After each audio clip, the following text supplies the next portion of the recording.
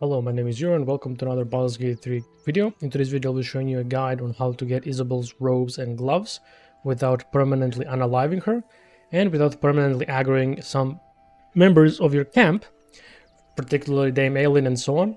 So this shouldn't in any way break the story or any of the quests, although Isobel's isn't really involved in that many quests anymore. You only have one quest that involves Dame Aelin, and that's about it. So to do this, you want to do this at the very start of Act 3. Once you start the act, it will be in this mountain pass. So what we want to do is we're going to go immediately in camp. Of course, you can do this later. I just like to do it immediately just so I get the equipment. So now, while we make our way over to Dame Aelin and Isobel, we're going to need a few things. We will need a scroll or spell of Dimension Door, and we will need potions of healing. This is just if you want to heal Isobel to the point where she doesn't look like she's been beaten up, right? Because she will have bruises and so on her face after you knock her out. So what we want to do now is we want to cast the Dimension Door on her. Now we can't do it because she must be an ally to do that, so that's easily fixable. You just gotta give her gifts. So all I like to do is just give her around 10,000 gold. You can give her also various armors and equipment if you have from your chest, because you will get it back anyway, so it doesn't really matter, you won't lose anything. So if you look here at the attitude 100, so now we can cast Dimension Door on her. Once we do this, we want to go all the way over here in these stables, just so we're far away enough. Once we do this, we want to immediately go into turn-based, because if you see here, she started going back towards where she usually stands, so we don't want to do that. We don't want her to do that. So now, we're going back here just so we're away from Dame Aelin and any of the other non-followers, because non-followers, if you start combat with an NPC, they will join the NPC for some reason. But yeah, so now while we're here, we're going to turn on non-lethal attacks, and we're going to attack her. We did lose some attitude, but that's fine. We will not lose enough to the point where she will permanently go aggressive or hostile. Alright, conveniently we have action surge. Hopefully we don't miss. Alright, knocked out temporarily.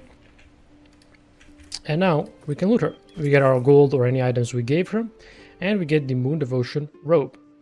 We gain Seluna's protection. While the wearer has mage armor, each successful saving throw causes the source of the saving throw to take 1d4 radiant damage. This is okay, nothing too great. This can trigger, of course, the radiant orb effect. But the main reason we want this armor is because we gain advantage on constitution saving throw checks, meaning advantage on concentration saving throw checks. An amazing piece of equipment which you can use with wizards so that you don't require Warcaster.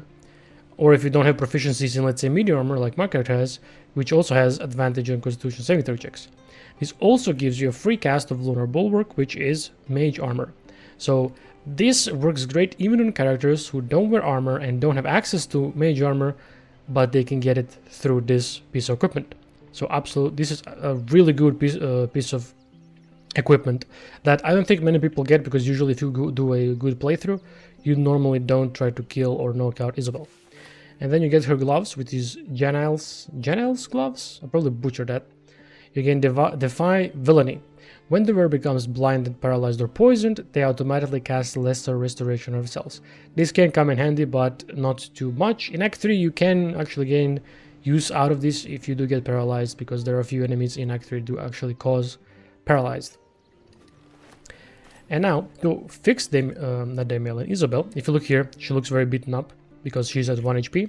To fix this, we are just simply going to throw a couple of potions of healing on her, in this case, the potion of superior healing. And if you look at her now, she's looking just as normal. Now we're gonna go take a long rest, so that we sort of fix her AI.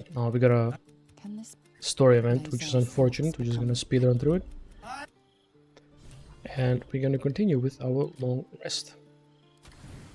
Now, as I mentioned before, you don't need to do this immediately. You can do this later. Just make sure you're in Rivington, because Rivington camp is looking like this, and this is, I believe, the best camp you can do it at. You can also try doing it in Act 2, but after my testing in Act 2, either breaks too many NPCs, or it just straight up doesn't work, like they don't show up in your camp, or too many NPCs are hostile. Alright, so now, if you look here, she's neutral. She's not aggro on us, which is what we want. And if you look at the trading screen, she's at a minus 45, which is fine. As long as it doesn't reach the minus 100, we are perfectly fine. And so yeah, there you go. I hope you enjoyed. I hope you'll find this video useful. I would appreciate it if you liked and subscribe for more Baldur's Gate 3 content, and I'll see you in the next one.